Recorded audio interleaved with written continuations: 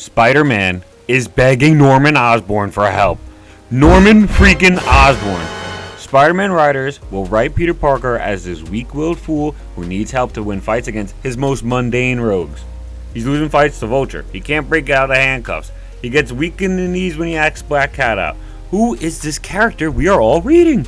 Because writers who don't write Spider-Man write him as the beacon of hope, pure power, an unstoppable force. Take a look at the current Misery Mini, and Spider-Man makes an appearance. He teams up with one of Liz Allen's bodyguards to retrieve Liz as she's been captured and gone missing. They run into a strike squad of symbiote cyber warriors. The odds were stacked against them, and Liz's bodyguard was even quoted on saying they were never going to make it out alive before she goes down. Spider-Man then says, "Get some rest, I got us from here on," and then solos the entire squad by himself. That's raw power. We see him begging Norman Osborn for help. This is just unfathomable to me. Peter would never beg Gwen's murderer for help in any situation. He'd rather die. Look at Joe Fixit from 2022. Kingpin and Peter cross paths in Vegas. And this is Peter, not Spider-Man, this is Peter. Peter doesn't budge out of his way, and Kingpin tries to intimidate him. He still doesn't budge, and chastises him that, "You're not going to do anything to me in public." Kingpin cocks back a fist, and Peter still doesn't budge. Kingpin puts down the fist, and he tells Peter, "You remind me of my son." Do you know what Peter's response was? "Oh, should I feel complimented?" That's how Spider-Man talks to his nemesis, man. Kingpin then hands Peter a $100 bill, and Peter's broke ass crumples it up and tosses it on the floor. You don't take handouts from your enemies. What is Peter doing begging for help from Norman Osborn? Please. Peter is the example. He's the standard other heroes should try to reach and hold themselves to. In Daredevil's 2019 run, Daredevil becomes far too aggressive, and he's going overboard. One night, Daredevil goes back to his own apartment, and he notices someone's inside. Daredevil describes this person as being so strong he can hear their muscles tighten. And this person's muscles are coiled with strength and control.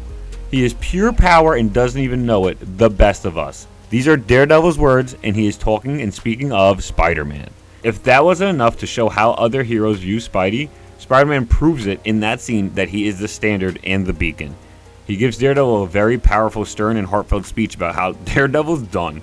His antics can no longer continue as such. There comes a day where every hero needs to step back, rest, take some time off, and maybe even retire and never coming back to being a hero. Spider-Man even admits that this will probably come and happen to him too. He's self-aware, he's not dumb. He says to Matt, "This is going to stop, and we're not going to allow it to continue. If any of us heroes see you outside trying to be a hero without taking a rest, we will stop you." Spider-Man is every bit of the greatest hero he's intended to be at Marvel in this scene.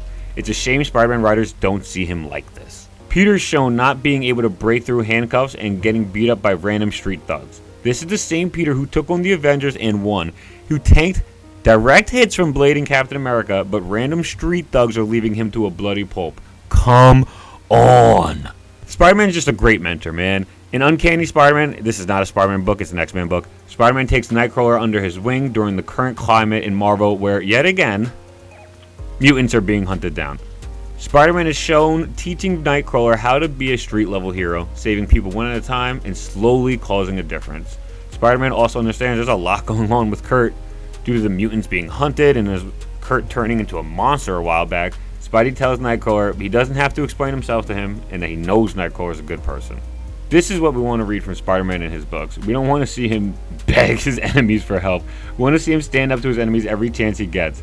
It's just frustrating reading a bastardized version of the character we all love every other week, but then occasionally other writers get to use him in their books, and it's, whoa, classic Spider again. He's back. The fun and happy, powerful Spider-Man's back. Thanks for watching until the end, everybody. Subscribe if you want to hear more stuff about Spider-Man, or don't if you don't want to.